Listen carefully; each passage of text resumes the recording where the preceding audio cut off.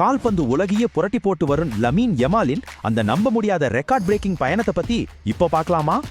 ஒரு சாதாரண பெயிண்டரோட பையன் வெறும் 15 வயசுல எப்படிங்க உலக கால்பந்து நாயகனானா? ஆச்சரியமா இருக்குல்ல.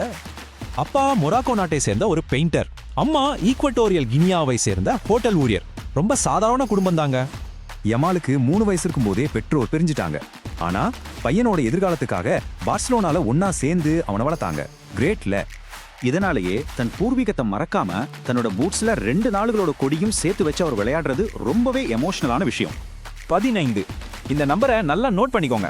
இந்த சின்ன வயசுல தான் அவரோட அபாரமான திறமை உலகத்துக்கே தெரிய வந்துச்சு. நீங்க நம்பித்தான் ஆகணும். உலக புகழ் பெற்ற பார்சிலோனா அணிக்காக தன்னோட 15வது வயசுலயே அவர் களத்துல இறங்கிட்டாரு. What a player!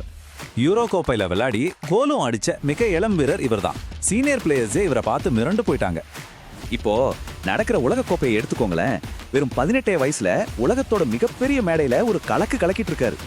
கேப் வெர்டேவுக்கு எதிரான முதல் மேட்ச்ல கொஞ்சம் தடுமாறினாரு. ஆனா ஒரு சாம்பியனோட அடையாளமே கீழே விழுந்து ஸ்ட்ராங்கா எழுந்து வர்றதானே. அடுத்த மேட்ச்லயே சவுதி அரேபியாவுக்கு எதிரா தெறிக்க விட்டு உலக கோப்பையில தன்னோட முதல் வரலாற்று சிறப்புமிக்க கோலை அடிச்சு தூள் கிளப்பிட்டாரு. யோசிச்சு பாருங்க, கஷ்டமான குழந்தை பருவம் 15ல பார்சிலோனா, இப்போ 18ல உலக கோப்பை கோல். நிஜமாவே இது ஒரு மேஜிக் தான். வெறும் 18 வயசுல இத்தனை ரெக்கார்ட்ஸ்னா அடுத்து வரப்போற காலங்கள்ல லமீன் யமால் இன்னும் என்னென்ன மேஜிக் பண்ண போறாரோ வெயிட் பண்ணி பார்ப்போம்.